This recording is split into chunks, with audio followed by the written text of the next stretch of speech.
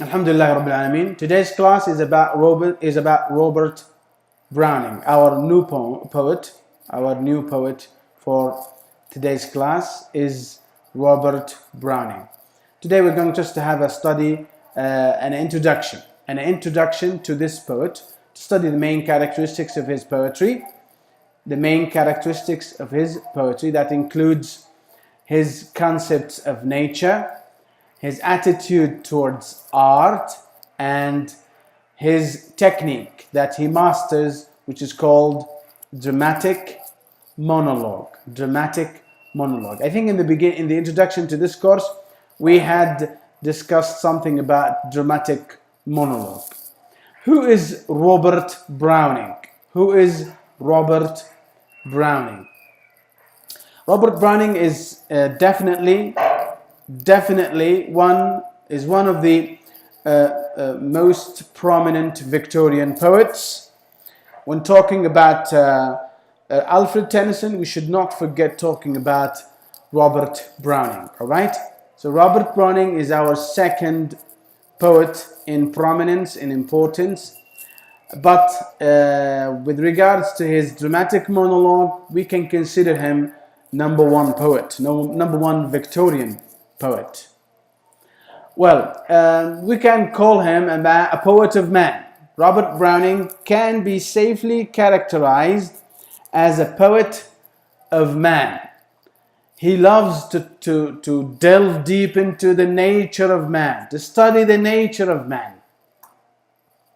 He studied majorly. Most of his poems are about the nature of man, from different walks of life, not from specific area of man. So he declares his stress only laid on incidents and development of the soul. He made his focus when writing about man. Robert Browning stressed on incidents in the development of the soul of man. So unlike Wordsworth, for example, or William Blake and other romantic poets, Robert Browning did not worship the nature, all right? He liked to study the nature of man. الصوت واضح؟ الصوت واضح؟ Am I clear so far? Robert Browning had his own focus or stress on incidents that developed the soul of man. So he was not interested in the nature, for example, as Wordsworth, or as Coleridge, or as other romantic poets like Keats and Shelley. Robert Browning's focus was on man's thoughts, man's feelings, desires, that makes him distinctive creature from the rest of the creatures of the planet. You're following?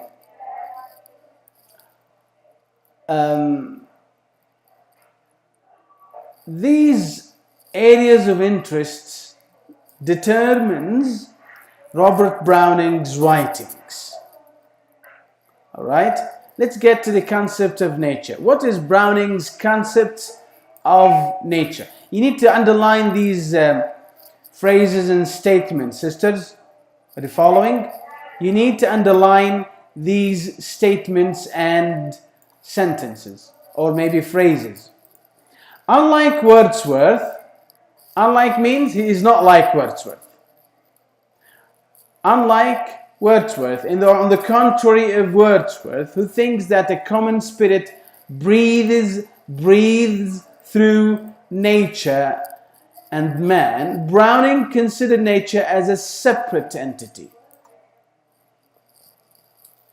So we've got Wordsworth here and Browning in comparison. We've got Wordsworth and Browning in comparison. Unlike Wordsworth, he's not like Wordsworth. Why? Because Wordsworth thinks that a common spirit breathes through nature and man. A common spirit. The best spirit of man according to Wordsworth. نعم تفضلي. أنت ريم الشمراني. طيب خليني بسرعة.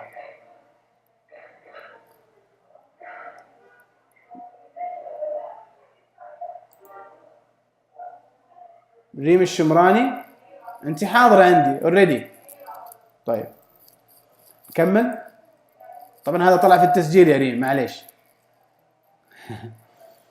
طيب unlike Wordsworth thinks that a poet should breathe through nature. A poet who does not respect nature or approaches nature in his poetry is not a typically respected poet by Wordsworth. So for Wordsworth, nature is an inspiration to a man who wants to be a poet. And a poet who likes or wants to write poetry should be inspired by nature. This is according to who? According to Wordsworth. Well, what about Browning? No, Browning disagrees with Wordsworth. Browning just disagrees with Wordsworth. Browning believes that nature and man are two separate entities. They're not the same. Nature is a separate entity. ايش معنى entity? Entity. Nature is a separate entity. It's not the same with man. Man and nature cannot merge, cannot collide together. Nature and man cannot be merged together, cannot merge. For Browning, nature is a separate entity. فهمنا الفكرة؟ بالنسبة لبراونينج الطبيعة عبارة عن مكون ايش يا اخوات؟ مكون منفصل. بالنسبة لوردسورث لا، الإنسان يجب أو الشاعر الإنسان يجب أن يكون مندمج مع الطبيعة. He can breathe, he must breathe through nature. You following? All right. So nature for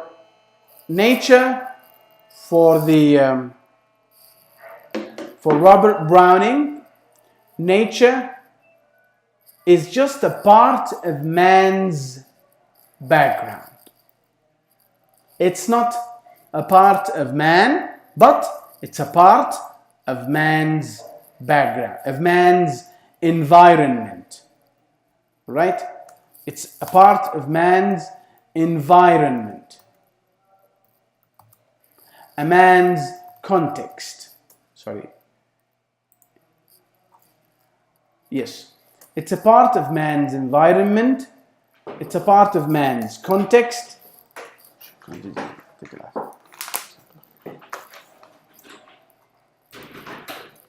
So it's not a part of man. Who says that? Who believes in that? It's Browning.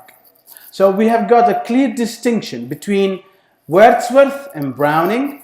Wordsworth believes that man and nature should come together. They should merge together. Man should be immersed with nature. However, Browning believes that nature is not everything in man's life. Nature is a separate entity. It's just a part of man's background. It could be a part of man's environment. It could be a part of man's social, economic context, but it's not everything in man's life. You following? You following? So it's part of man's background for man's thoughts and man's emotions. It's an appropriate background for what? It's a background for man's thoughts, for man's emotions. But according to Browning, nature is not everything, like what Wordsworth believes. Nature is just an entity separate from our life, separate from our existence. Because according to Browning, man is just more than a natural phenomenon. Man is a group of thoughts and desires and elements that makes him distinct from other creatures on the planet. Who believes so? Who believes so? It's Browning. Browning believes that man is more than just a natural phenomenon. Man, اللي هو الإنسان, is a group of thoughts, a group of emotion. Nature can play just a segmental role in man's life, but it's not every role. It's not all roles, as romantic poets believe. Have you got the difference now? Have you got the difference? Any question about about Browning's concept of nature? الطبيعة بالنسبة لبراونينج ليست كل شيء في حياة الإنسان. الطبيعة جزء مكون من حياة الإنسان. قد يكون هذا المكون في خلفية حياة الإنسان، في الوسط اللي يعيش فيه، قد تكون هي البيئة أو السياق اللي يعيش فيه. لكن الطبيعة ليست كل شيء كما يراها مين يا أخوات؟ Wordsworth. Clear? Well, what about Browning's attitude towards nature? Towards art. بالنسبة لروبرت براونينج، الفن بشكل عام ماذا يمثل؟ ما موقفه من الفن بشكل عام؟ Art is interesting because it's a means for man to express himself to mankind. Art is a means of expression. You following? Art is a means of expression. Means. What does means mean? Means, sort of like tool. Sort of like instrument. Tool, instrument, way, method. Alright? So for Robert Browning, art is just a way. It's not an end. It's not an end. ليست الغاية هو الأدب أو الفن. الفن هو وسيلة وليست غاية. Alright?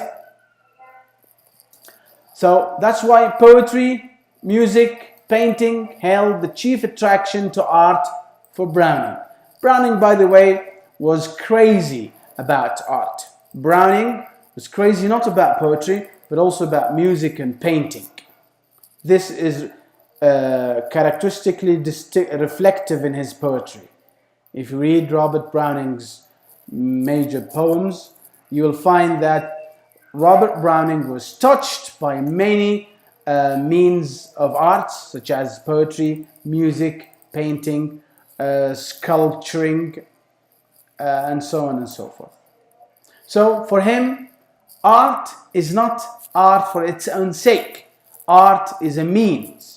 Art is a method, is a way, it's a tool to express himself, to to behave man's problems, to address human problems, to project human thoughts and concepts or conceptual dreams. Man has got also some dreams. You're following? So for Robert Browning, if you read, for example, his poem, which is in fact anthologized in your handouts, Andrea del Sarto. It's a long poem. Andrea del Sarto and Fra, corrected, Fra, F-R-A, Fra Lippu Lippi, corrected, please. You've got an I here instead of I. Instead of R, you have an I. Please correct it to make it R. Clear? Andrea del Sarto, Fra Lippi, and also other poems like My Last Duchess. These are all examples of poems that proves how much Robert Browning was sort of like fascinated, enchanted with art. He loves art. He loves all the possible manifestation of art, and he believes that art is a way to express human feelings, human thoughts, human approaches, but art should not be taken as an end. It's a means, it's a way. Is that clear? Is that clear? So, do you think Robert Browning would go in harmony with this concept?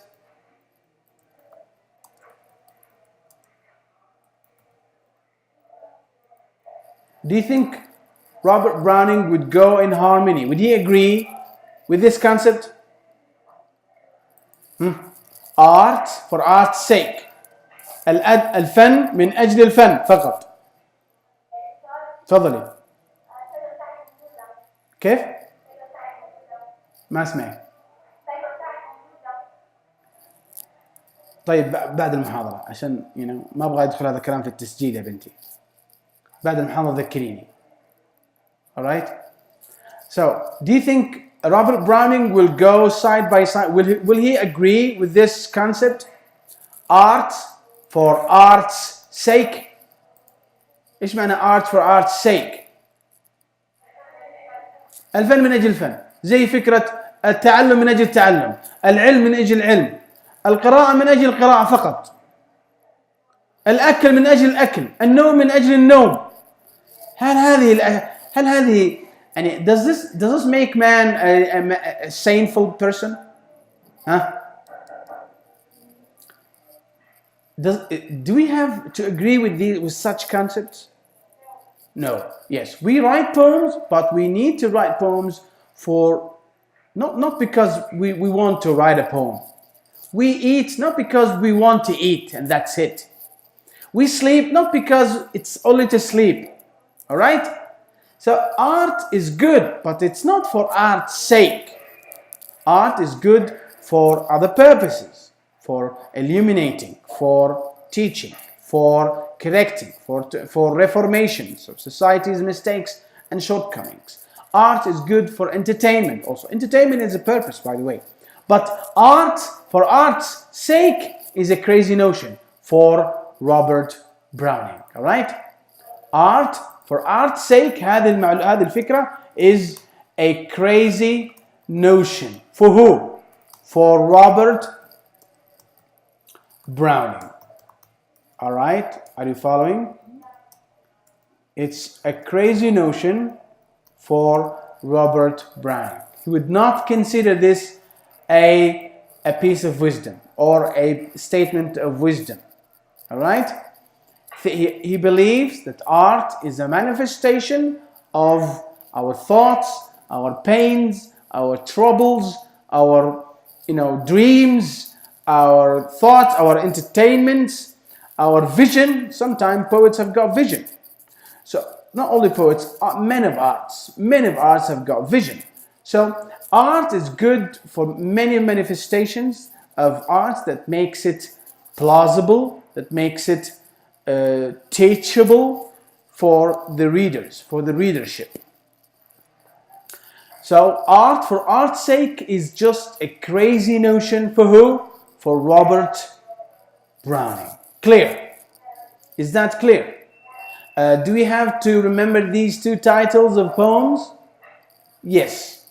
These poems are examples of how Robert Browning is crazy about what? Crazy about art. About art. Is that clear? No question about this? Is there any question? Well, let's get to the last point, to the last characteristic. Dramatic monologue. Dramatic monologue. I think we defined this technique. Remember? Dramatic monologue in the first classes. In our first classes, do you still remember dramatic monologue? I think we had a glimpse of this technique about what dramatic monologue is about. It's a type of lyric poem that was performed by Robert Browning. See, Robert Browning is here. Page number 6. Go to page number 6. Go to page number 6. Dramatic monologue اللي نسميها بالعربي مونولوجيا. المونولوجيا باللغة العربية اللي هي الطريقة التي يعني يفضي فيها تفضل فيها الشخصية عن كثير مما يدور في خلجها من أفكار، لكن بطريقة إلقاء ليس له ما يعترضه، ليس له ما يوقفه. A monologue is a dramatic device. It's a long speech.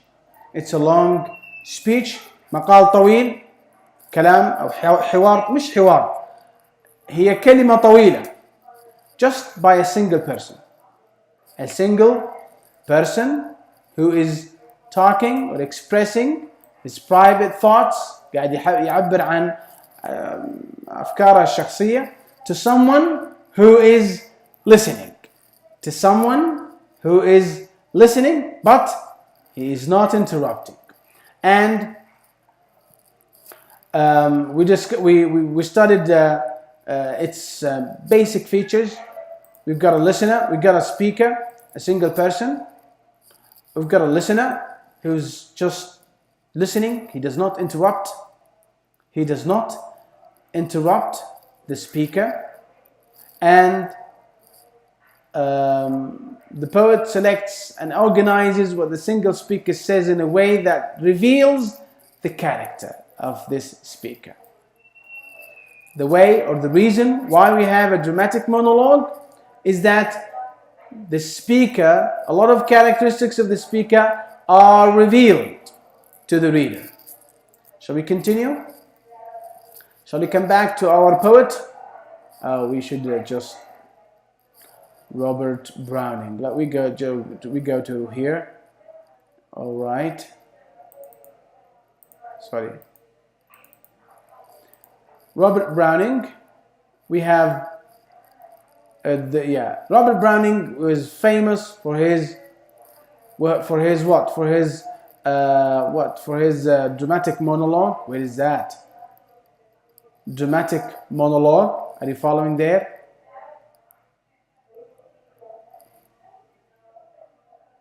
Over there. Yeah, here. Please underline these important statements. Browning had a dramatic mind. He had got a dramatic mind. A mind which is operative, a mind which is in mobile thinking of a dramatic scene that Robert Browning was careful to write it down in the form of what? In the form of a dramatic monologue. After the dramatic monologue begins, the characters in Browning's monologues speak their mind. The characters, sorry, we've got an S over here, everybody. We've got an S over here. Add it. Add an S to the word character. So after the dramatic monologue begins, the characters in Browning's monologues start to speak. And when they speak their mind. Dramatic monologue is just about a speaker who speaks out his mind, his thoughts, his pains, his memories. In a dramatic monologue, Robert Browning presents plot. There is a plot. And there is a character. And there is a scene. في عندي حبكة، في عندي شخصية، وفي عندي إيش؟ السين اللي معناها إيش يا أخوات؟ مشهد. وهذه كلها من وين جاي؟ Through one character's speech. فقط إلقاء خطابي لشخصية واحدة. إلقاء خطابي لمن؟ لشخصية واحدة.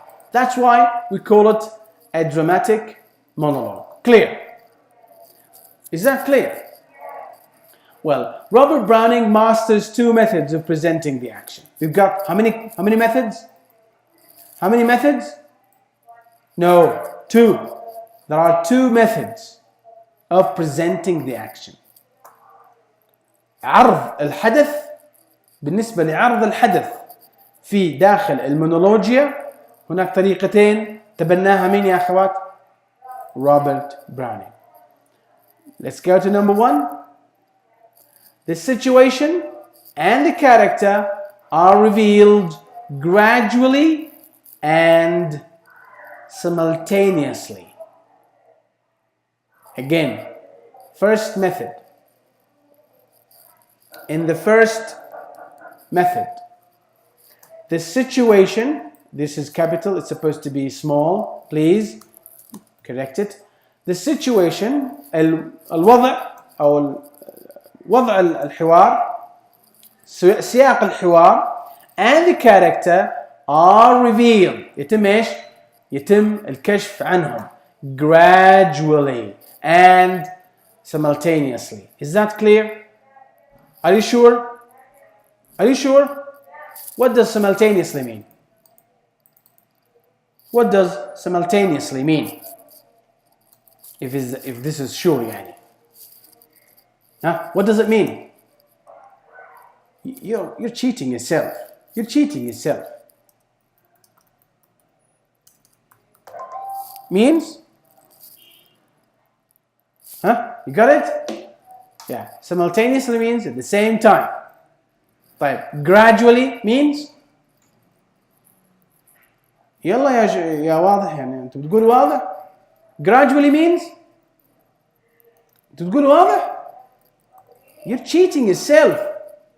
تدريجيا. Gradually means تدريجيا.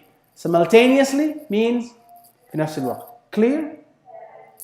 Is this school yes or university yes? So do not bluff me. ما تسحبوا علي. Do not bluff. طيب revealed. يلا university yes. Revealed. Are revealed. معناها سياق والشخصية يتم ايش؟ revealed. يتم ايش؟ كشفها. احسنتي. revealed. يتم كشفها gradually and simultaneously. Is that clear? I hope so. The speaker in this case, وبالتالي المتكلم داخل المونولوجيا is unconscious of the fact that he is revealing his true self in telling the story. وكأن المتكلم لا يدرك مع خطابه الطويل الإلقائي لا يدرك أو غير مدركا. unconscious means غير مدرك of the fact that he is revealing. قاعد يكشف إيش؟ يكشف لنا عن his true self اللي معناها نفسه إيش؟ نفسه الحقيقية. نفسه الحقيقية. كيف؟ by telling his story. هو قاعد يسرد قصته. هو قاعد يسرد القصة اللي يلقيها في الخطاب هذا. قلنا لكم المونولوجيا خطاب طويل غير منقطع ولا يمكن مقاطعته لأنه مونولوجيا. طيب في المونولوجيا هذه ايش عندنا؟ We've got a story or we got a contemplation. عندنا قصة أو فكرة تأملية طويلة يسرد فيها المتكلم تأملاته أو قصته، ولكنه في نفس الوقت لا يدرك على أنه إيش؟ أنه يسرد أو يكشف للقارئ وللمستمع على حد سواء. يكشف ماذا؟ عن حقيقته، يكشف عن نفسه، يكشف عن مكنون أسراره. مكنون إيش يا أخوات؟ أسراره. Clear. هذا نلاحظ إن شاء الله فين؟ In my last Duchess. My last Duchess اللي هي يعني Robert Browning's signature poem. Robert Browning's signature poem. أفضل أو أكثر قصيدة مشهورة كتبها مين؟ روبرت براونينغ بهذه التقنية اللي تقنية إيش؟ تقنية المونولوجيا اللي هي Dramatic Monologue. طيب second method involves هذه الطريقة الثانية involves keeping the reader in suspense. Is that clear? Is that clear? Another yes? So yes or no? What does sense suspense means? Yes, bluffing, yes. Do not bluff me. All right? Second method involves keeping the reader in suspense. Involves معناها يتطلب. جيد، معروف. الطريقة الثانية التي فيها أو اتبعها روبرت براونينغ تتطلب ماذا يا أخوات؟ keeping the reader in suspense. الإبقاء على القارئ in suspense. في حيرة. في حيرة من أمره. In suspense. الإبقاء على القارئ في حيرة من أمره. Until the end. حتى إيش يا أخوات؟